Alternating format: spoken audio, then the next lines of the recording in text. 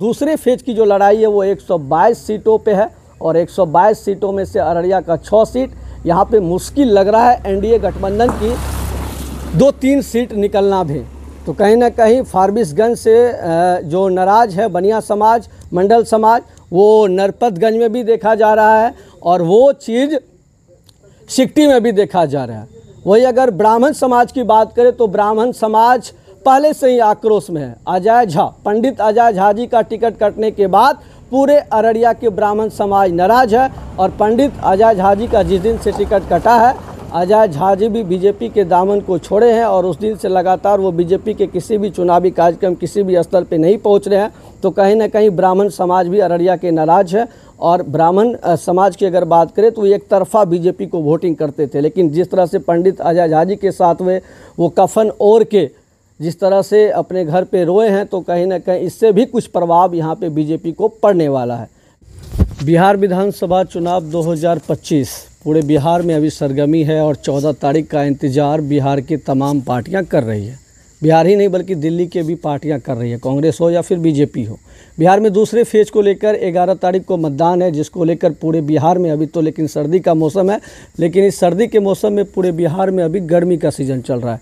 इसका वजह है कि बिहार का दूसरा चरण जिसमें कि 122 सीटों पे मतदान होना है 11 तारीख को, लेकिन पूरे बिहार में अब जो चुनाव प्रचार है वो 9 तारीख को 5 बजे तक ही प्रचार प्रसार किया जाएगा। इसके बाद 5 बजे के बाद जो चुनाव आयोग का नियम है कि 5 बजे शाम 5 बजे 9 नवंबर को प्रचार प्रसार थम जाएगा। वही बिहार के 122 सीटों में अररिया जिला के 6 सीटों पर भी मतदान होना है। अगर आपको बात करें अररिया की 6 सीटों पे, तो अररिया की 6 सीटों में 3 जेडीयू के खाते में है और 3 बीजेपी यहाँ लड़ रही है। इसके बाद महागठबंधन के खाते में है। इस बार की अररिया की लड़ाई की अगर बात करें तो बीजेपी 3 सीट पे लड़ रही है। इन 3 सीटों में बीजेपी सिकटी, नरपतगंज और फारबिसगंज जो कि बीजेपी लगातार 2 बार वहाँ पे विजय प्राप्त किया, मंचन केसरी जो कि लगातार जीत रहे हैं और बीजेपी का दबदबा है। बीजेपी फारबिसगंज लगातार जीत रही है। अगर फारबिसगंज की ही अगर बात करें तो बनिया समाज जो है फारबिसगंज में बीजेपी को बार बार वहाँ पे जिता रहे हैं, लेकिन इस बार महागठबंधन यानी कि कांग्रेस के खाते में जो सीट गई है उनमें से मनोज विश्वास को टिकट मिला है और मनोज विश्वास जो है वो बनिया समाज से आते। तो कहीं ना कहीं बनिया समाज इस बार बीजेपी से नाखुश है। बीजेपी पार्टी से जो खुश भी है, लेकिन वो जो प्रत्याशी है मंचन केसरी, इनके प्रति आक्रोश देखा जा रहा है। बार बार जब वो कैंडिडेट क्षेत्र में भ्रमण के लिए जा रहे हैं, कई सारे जगह के ऐसे वीडियो भी सोशल मीडिया पे घूम रहा है जिसमें प्रत्याशियों का विरोध जताया जा रहा है।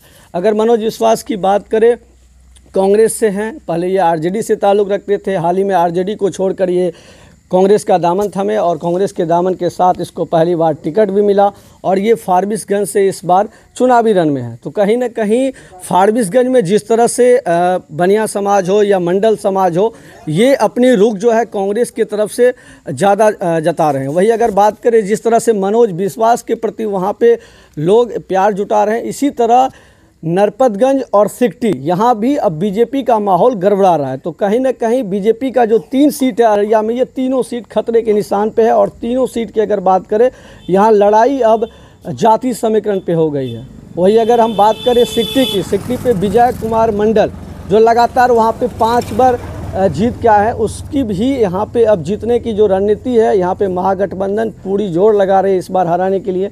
वही नरपतगंज की अगर बात करें तो नरपतगंज में हर 5 साल पर सत्ता चेंज होता है, जो वहाँ की आंकड़ा है 2000 से अगर आंकड़ा देखें नरपतगंज की तो हर 5 साल पे परिवर्तन वहाँ पे होते आ रहा है। तो कहीं ना कहीं नरपतगंज 2020 में बीजेपी जीता है, तो यही वजह है कि वहाँ परिवर्तन होना जो मीडिया रिपोर्ट के अनुसार है वो होना है। लेकिन जिस तरह से महागठबंधन ने भी वहाँ अपना प्रत्याशी दिए हैं, काटे, अनिल यादव का टिकट काट के मनीष यादव को थमाया, तो कहीं ना कहीं महागठबंधन के लिए एक चुनौतीपूर्ण वहाँ पे रहेगा।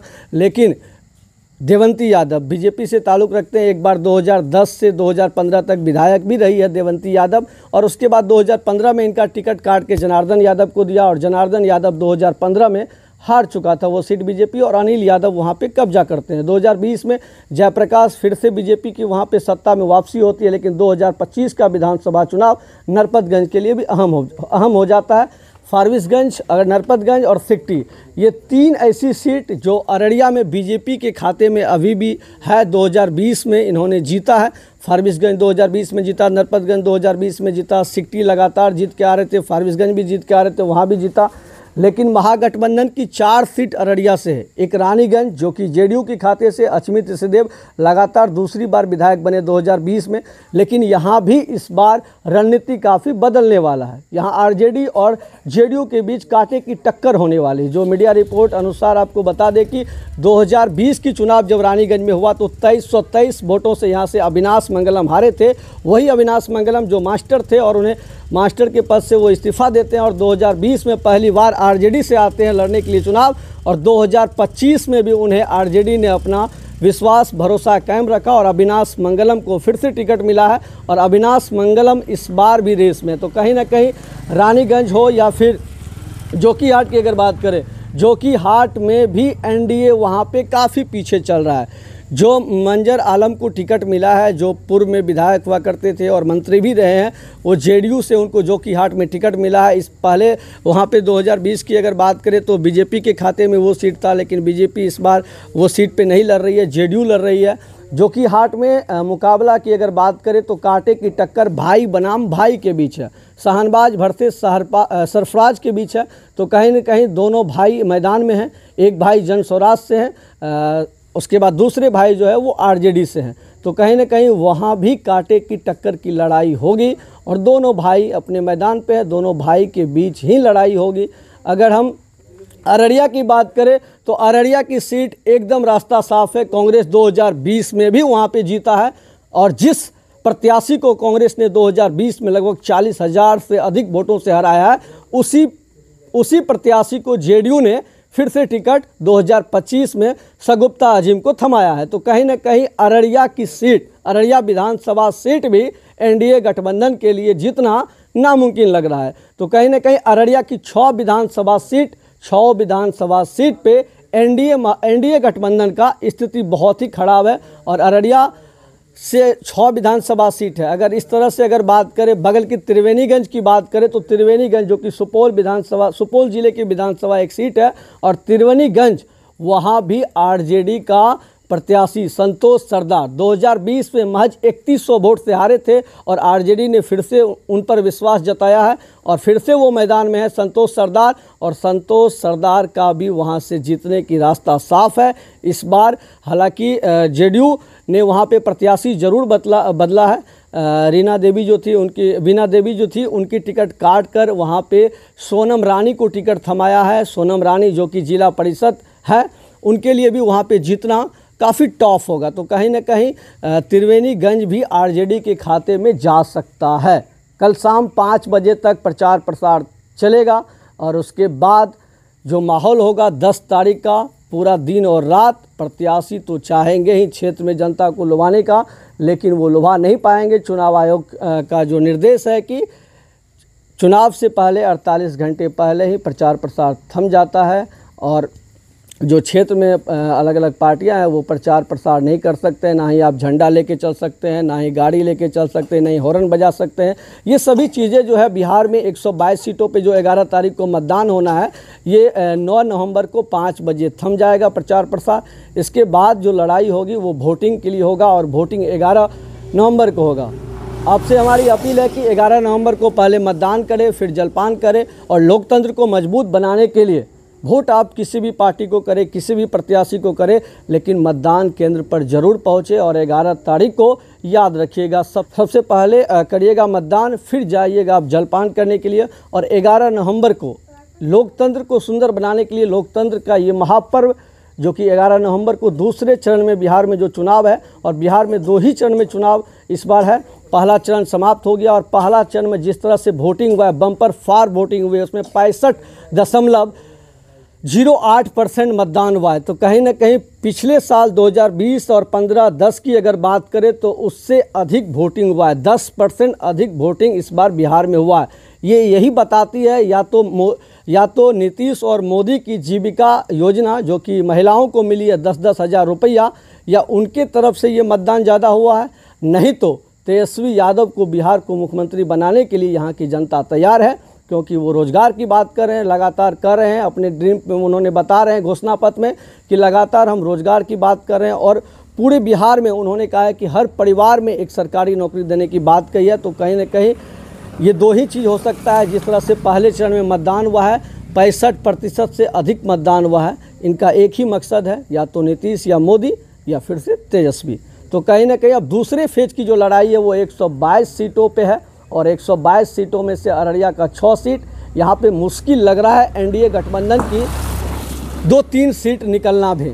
तो कहीं ना कहीं फारबिसगंज से जो नाराज है बनिया समाज, मंडल समाज, वो नरपतगंज में भी देखा जा रहा है, और वो चीज़ सिकटी में भी देखा जा रहा है। वही अगर ब्राह्मण समाज की बात करें तो ब्राह्मण समाज पहले से ही आक्रोश में है। अजय झा, पंडित अजय झा जी का टिकट कटने के बाद पूरे अररिया के ब्राह्मण समाज नाराज है, और पंडित अजय झा जी का जिस दिन से टिकट कटा है, अजय झा जी भी बीजेपी के दामन को छोड़े हैं, और उस दिन से लगातार वो बीजेपी के किसी भी चुनावी कार्यक्रम, किसी भी स्तर पे नहीं पहुंच रहे हैं। तो कहीं ना कहीं ब्राह्मण समाज भी अररिया के नाराज है।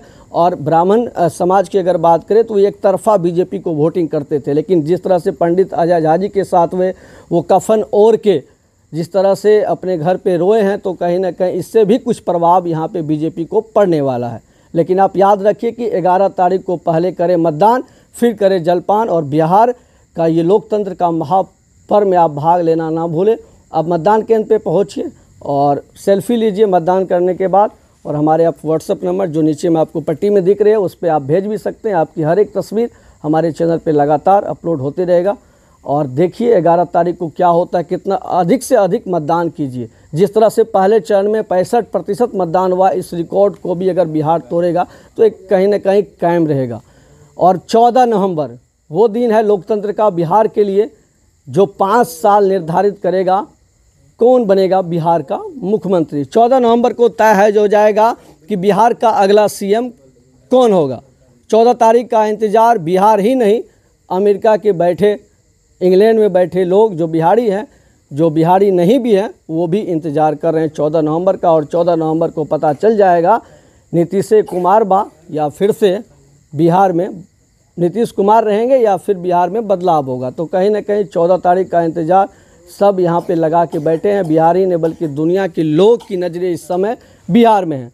तो बिहार का अररिया की अगर बात करें तो अररिया की 6 सीट की अगर हम आपको बता दिए हैं कि क्या यहाँ पे राजनीतिक समीकरण अभी से है। अभी के लिए बस इतना है, लेकिन 11 तारीख का दिन याद रखिए, पहले करें मतदान फिर करें जलपान। अभी के लिए बस इतना है। दिलखुश झा, अररिया।